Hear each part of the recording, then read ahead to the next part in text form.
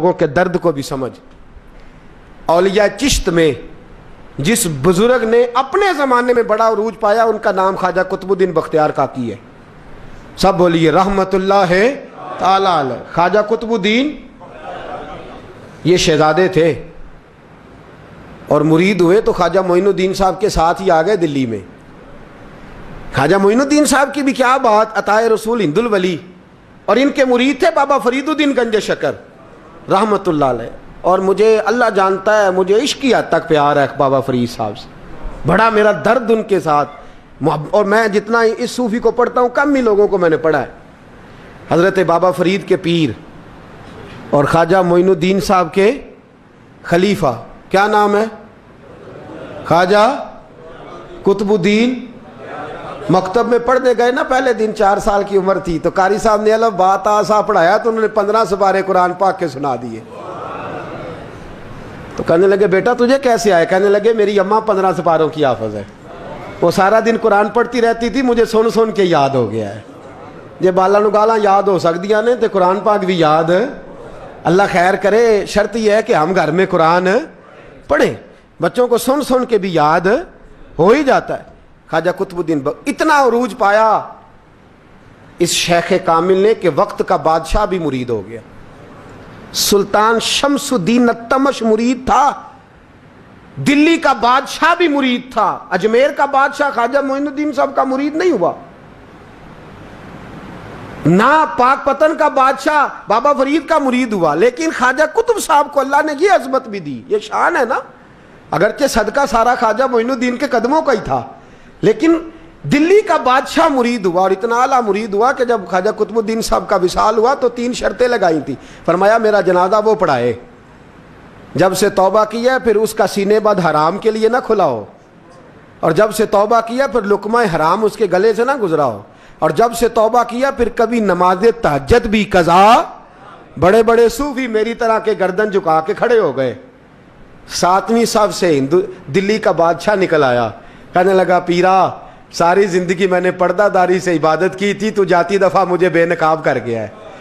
اتنا بڑا انہوں نے شخص تیار. اور حال یہ تھا، لوگ کہتے ہیں کہ فلانا آدمی امیر آدمی ہے تو حضرت صاحب کا تعلق پیر صاحب کا تعلق زیادہ ہے، تو اس کی عمارت نہ دیکھ، کبھی کبھی اس کی پرہیزگاری بھی دیکھ، اس کی خدمت گزاری بھی دیکھ. خواجہ قطب الدین صاحب پہ بھی الزام لگتے رہے. ایک الزام یہ بھی لگا کہ قریب چلے گئے. ہوا کیا، جب بادشاہ مرید ہوا تو کہنے لگا حضرت جی میں نے بادشاہی نہیں کرنی، میں نے اب خانقاہ میں رہنا ہے. تو فرمایا بیٹا تو چھوڑ دے گا تو کوئی ظالم بیٹھ جائے گا. تو حضور پھر کیا حکم ہے؟ فرمانے لگے تو نے کرنی ہے. تو کہا حضور آپ وہ کہاں ہوتے ہیں، میں کہاں ہوتا ہوں، دل ہی نہیں لگتا. تو آپ فرمانے لگے میں ڈیرا اٹھا کے تیرے قریب لے آتا ہوں. خواجہ صاحب 1 کلومیٹر کے فاصلے پر ڈیرا اٹھا کے لے آئے. فرمانے لگے میں تیری تربیت کرتا رہوں گا، تو مخلوق کا بھلا کرتے رہنا. صلی اللہ علیہ، تو حضور کی امت کا اللہ اکبر. وہ قریب. اس وقت بھی لوگوں نے بڑی باتیں کی کہ دیکھو جی بادشاہ تھا نا تو پیر صاحب بھی نیڑے آ گئے. لوگ دیکھتے نہیں کہ اصل بات کیا ہے. خیر وقت گزر گیا، بادشاہی مرید ہو گیا تو پھر دلی سارے میں اسلام، اتنا عدل انصاف. ہندوؤں کو بات پسند نہ آئی، انہوں نے کچھ مسلمان خرید لیے. سلطان شمس الدین التمش بیٹھا ہے دربار میں، جاگ رہے ہیں نا آپ لوگ سب، کہیے صلی اللہ علیہ. بڑی غور سے سننے والی بات. ایک دن سلطان شمس الدین تمش دربار میں بیٹھا ہے، قاضی عدالت بھی بیٹھے ہیں، مقدمات سنے جا رہے ہیں.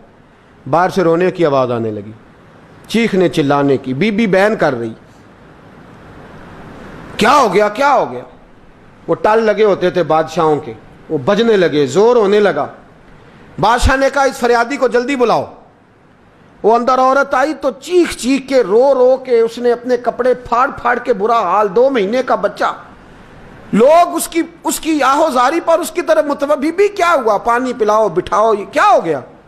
کہنے لگی لٹ گئی، عزت برباد ہو گئی، تباہ کر دی گئی. میں کیا ہوا؟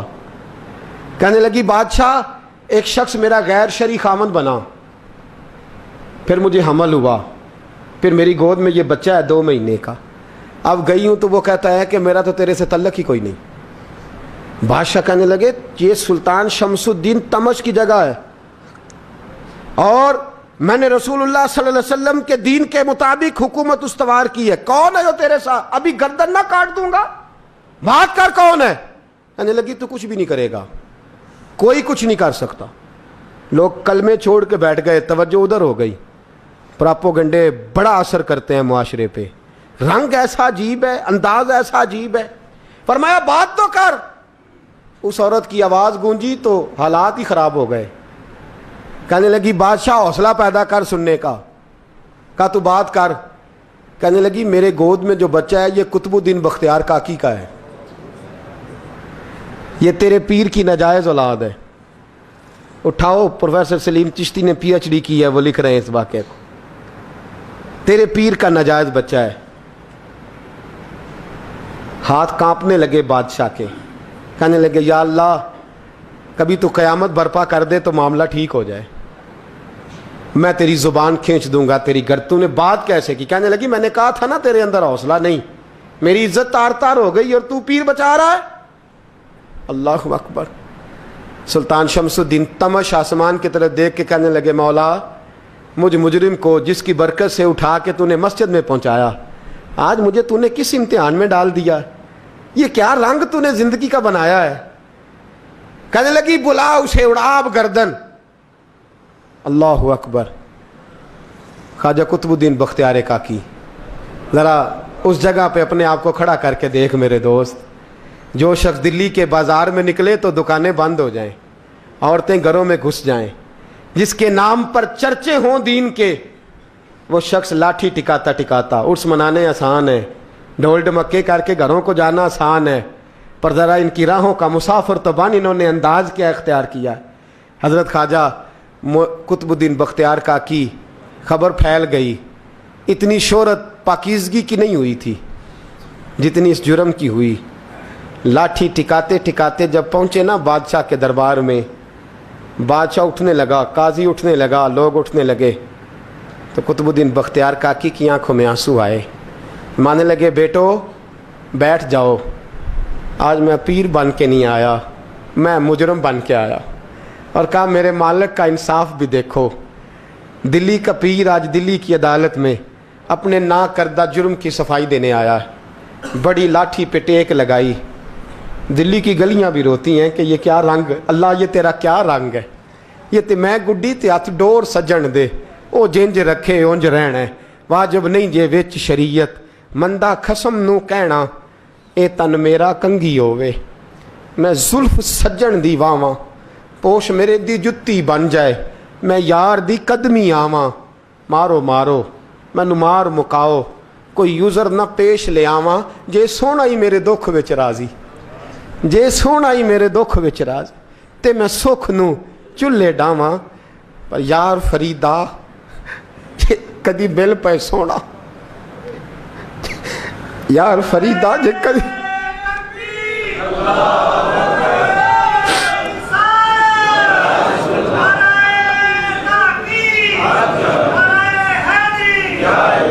یہ کدی مل پہ سونا, بس انہوں رو رو حال سناواں. ٹیک لگائی ہے. کہنے لگی بی بی بول دے گواہی. کہنے لگی بی بی رب جانتا ہے, رب کا رسول جانتا ہے, پر میں تجھے نہیں جانتا, تو کون ہے. کہنے لگی اچھا وہ لوگوں کو بھیج کے تہجد کے بہانے پچھلے دروازے مجھے اندر بلانا, رب تیرا بھول جانا. پھر رونے لگی, پھر مکر کرنے لگی. مجھے بتائیے ایسا کوئی مقدمہ ہو تو لوگ کیا کہتے ہیں؟ یکدم حالات بدلتے ہیں کہ نہیں بدلتے؟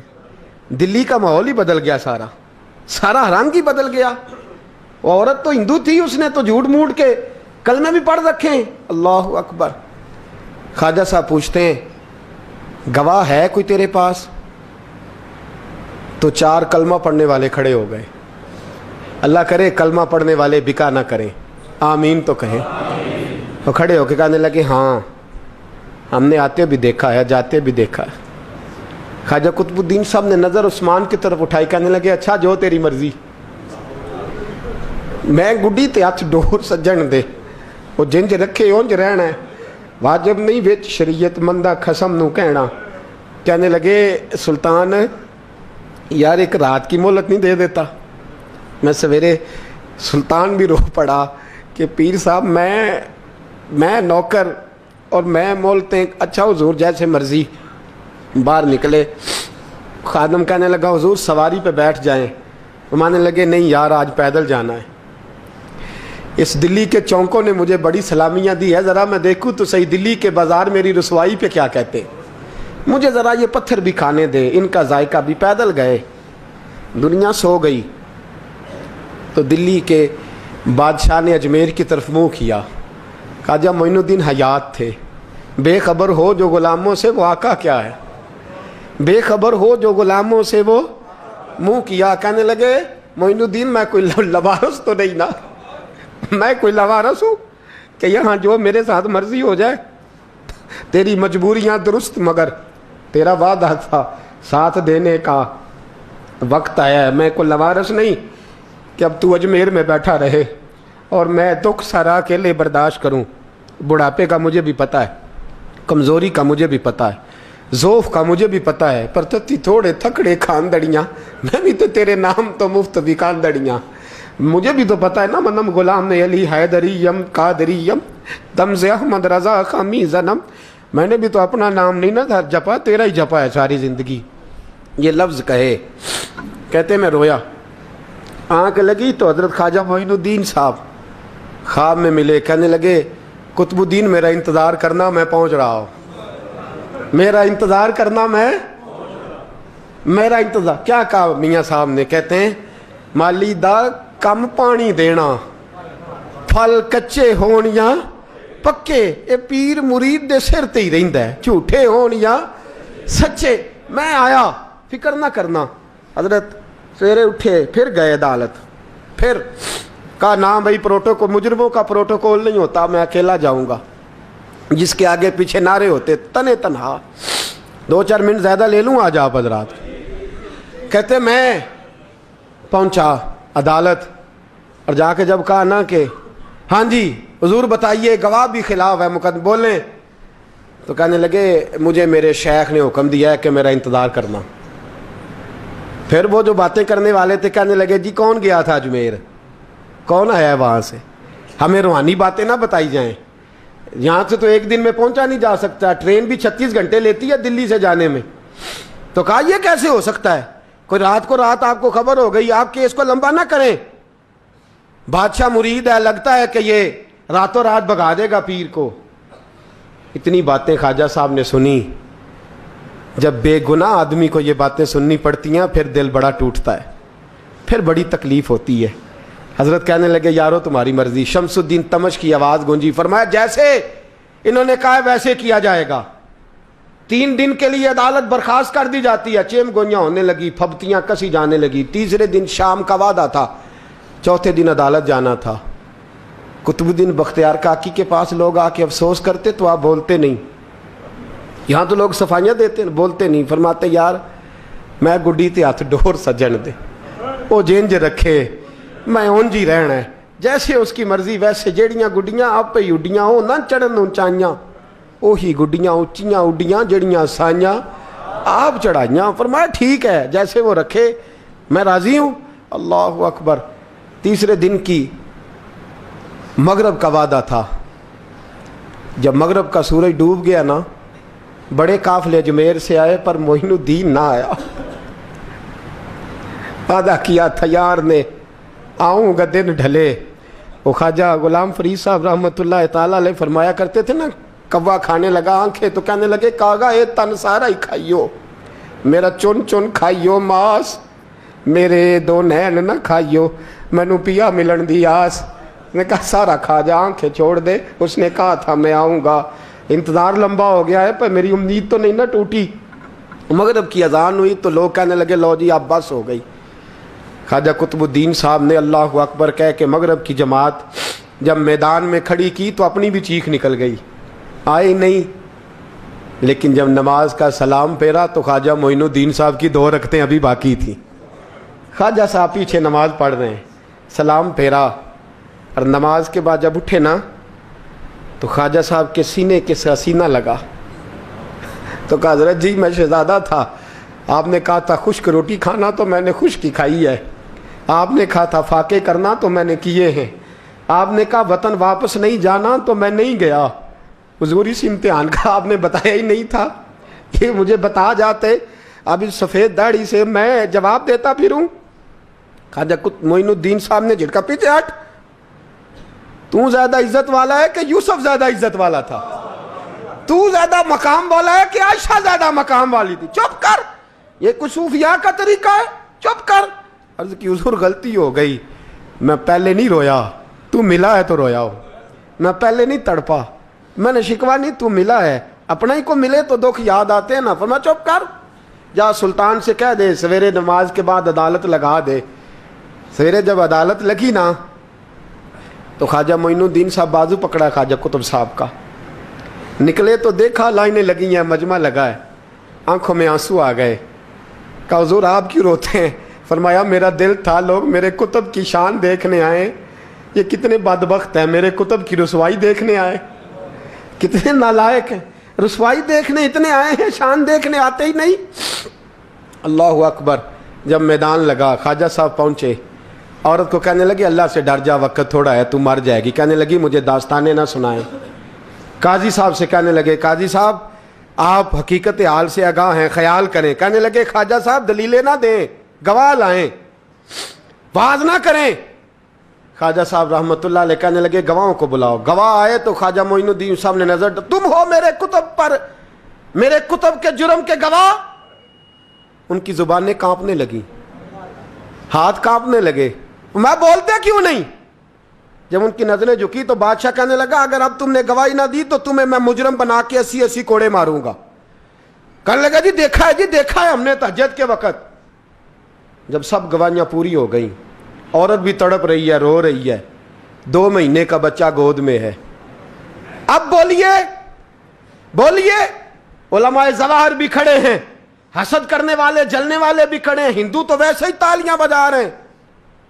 اجمیر کا بوڑھا, اور یہ آخری پھیرا تھا خواجہ معین الدین کا دلی میں. اس کے بعد ظاہراً دوبارہ نہیں آئے. اٹھے لاٹھی ٹکاتے اور میدان کے اندر جا کے نا, بڑے میدان میں مجمع تھا, سر سجدے میں رکھا.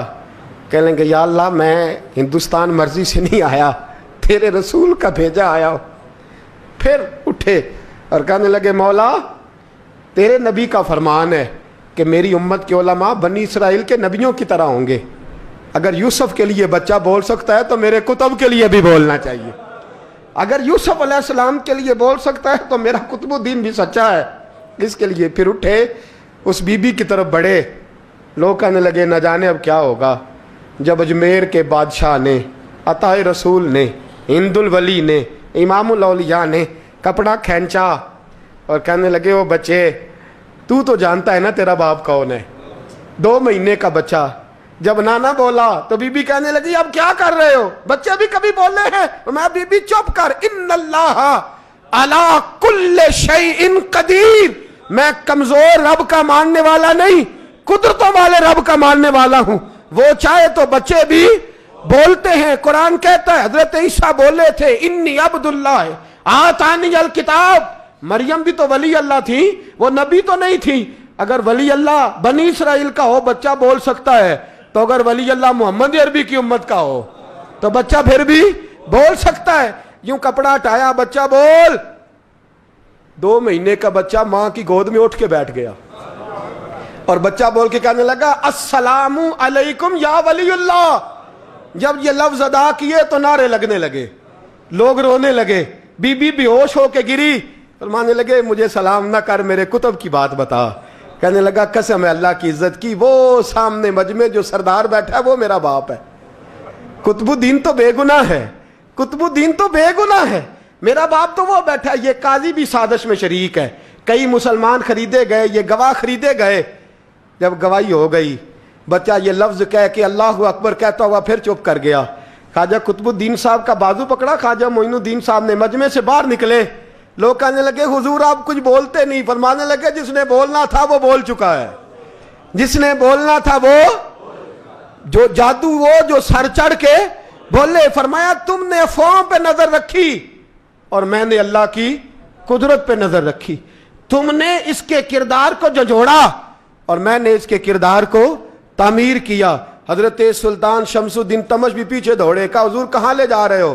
اور میں کتب میرا ہے، میں جمائر ساتھ لے کے جا رہا ہوں، اب میں نے اپنا بچہ تمہارے سپرد اب میرے پاس رہے گا، تم نے ستایا میری اولاد کو، اب یہ میرے پاس رہے گا، میں نے نہیں تمہیں دینا۔ لوگ راہیں بچھا کے نظریں بچھا کے بیٹھ گئے، پاؤں میں گر گئے، کہنے لگے حضور ہمارے لیے نہیں، رسول اللہ کے دین کے لیے، ہمارے لیے نہیں، تعمیر شریعت کے لیے، ادائے سنت کے لیے چھوڑ جائیے۔ خواجہ صاحب کہنے لگے قطب الدین جا، تجھے چھوڑ کے جاتا ہوں، اب قیامت تک کوئی تیری رسوائی کی جرت نہیں کر سکے گا۔ عزیز یاد رکھ، نہ افواہوں پہ لگا کریں، نہ کسی برادری، کسی قوم، کسی شخص کے بارے میں ایسی باتیں، یہاں تو لوگ گھڑ گھڑ کے چیزیں لاتے ہیں، گھڑ گھڑ کے چیزیں لاتے ہیں، اور جن کی ہیں ان کے پاس بڑے دلائل ہیں اپنی صفائی پیش کرنے کے لیے۔ جو غربا مساکین ہوتے ہیں وہ بیچارے اپنی عزت پر لگا ہوا داغ دھو بھی نہیں پاتے، ہم بڑا لوگوں پر دھبا لگا کے ثابت کر گزرتے ہیں، اور پھر صدیاں گزر جاتی ہیں، تیری میری غربت نے کیا مجھ کو زمانے میں بدنام، تیری دولت نے تیرے عیب چھپا رکھے ہیں۔ اللہ کا قرآن کہتا ہے جب خبر پہنچے تو تحقیق کر، خیال کر، اس کے بعد پھر آگے اس کو بیان کر۔ اللہ ہمیں سمجھنے کی توفیق دے۔ آخر دعوان ان الحمدللہ۔